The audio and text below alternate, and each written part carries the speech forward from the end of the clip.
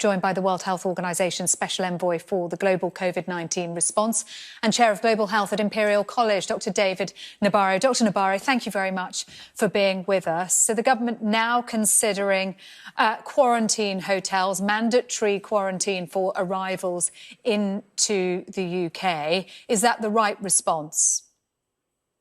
Certainly the need to isolate people who may be at risk of bringing COVID into communities is recognised as important, especially if countries are concerned to try to reduce the risk of new cases coming in, and particularly if they are of a new variant. But I do want to stress that isolation is a key part of dealing with COVID wherever we are, because the only way you can interrupt transmission is by isolating people with the disease until they're free of it. Either you treat them, or if they don't need treatment, they must stay at home.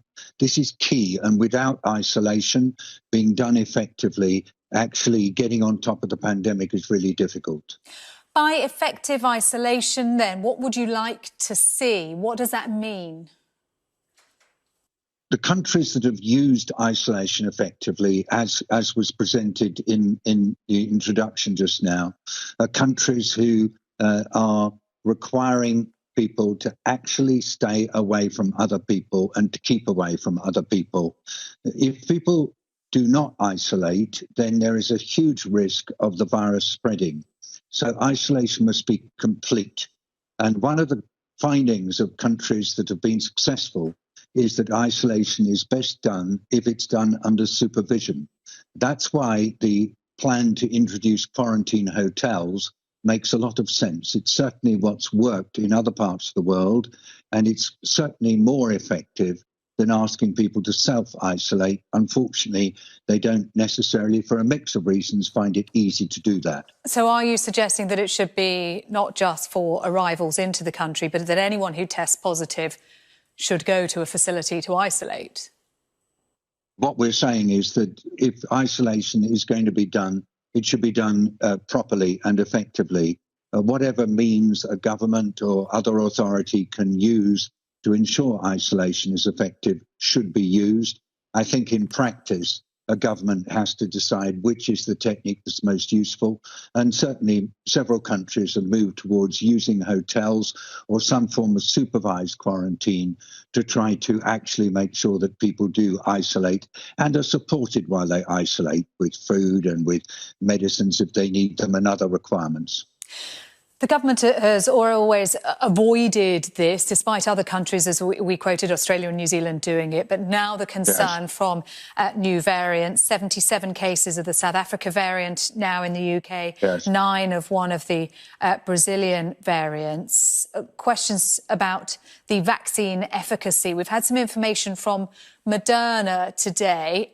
Mixed news, I would say, reading it. What is your analysis of what they've had to say? Well, I've read the reports from Moderna. I've got to read them in more detail. I think the general view that we have is that new variants are going to go on emerging all the time. And the more virus there's around in the world, the more likelihood there is of new variants coming into notice. And so I would say that it's really important to continue surveillance for the new variants and then to do the necessary laboratory work to see whether or not the vaccines work against them. The Moderna information is promising, as is the information from other vaccine producers. Most of them seem to feel that of the variants that have appeared so far, the vaccines appear to work.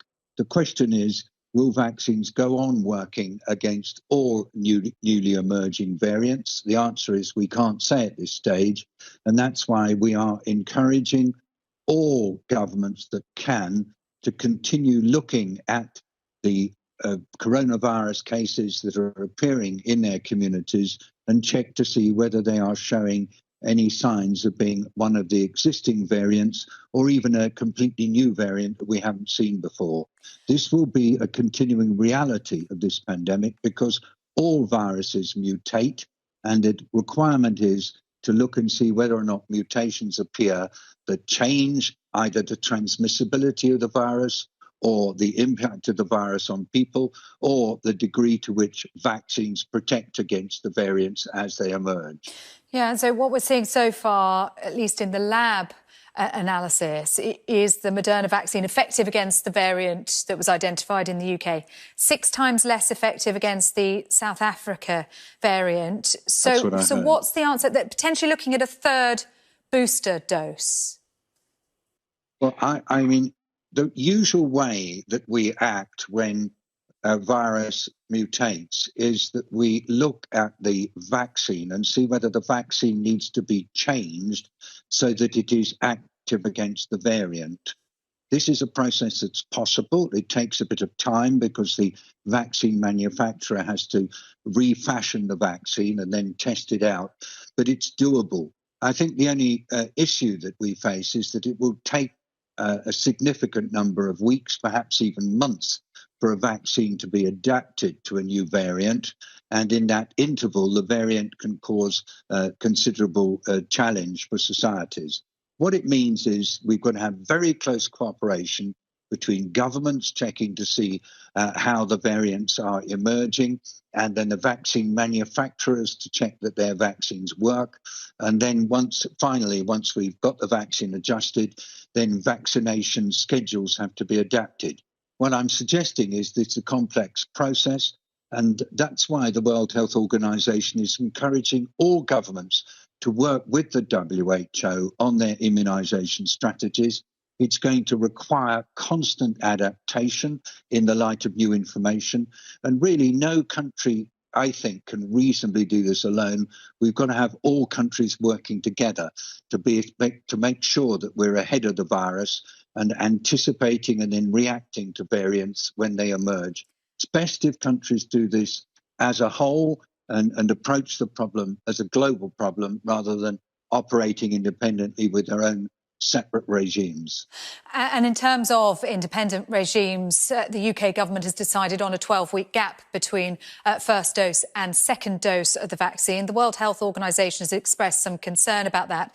The JCVI have defended that and suggested that perhaps it might even lead to greater immunity. I want to get your thoughts on that. This is a difficult one. You see, on the one hand, the manufacturers have tested their vaccines using a particular schedule for rolling out. And on the other hand, governments are trying as hard as they can to get as many people as possible protected. That's led some governments to extend the interval between vaccine doses. Yet the manufacturers' testing was not done using long intervals. Inevitably, the World Health Organization, which has to work with the data provided by the manufacturers, will come down in favor of using the vaccine as was prescribed by the manufacturers and not going for alternatives. The last thing any of us wants to do is to question a government strategy. So instead, what we're doing is encouraging all governments that are using longer dose intervals as part of their strategy to be very clear with the public and with professionals about the rationale for the extended doses.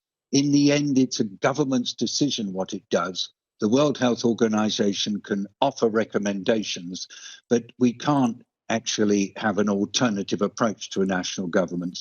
This is a very challenging time. Each government is really trying to get as many people protected as possible, but we do have to keep stating that the manufacturers of the vaccines offered a particular regime when they presented their data to regulators, and we need to stick with those pieces of information that come through from the manufacturers when we offer our recommendations to the world.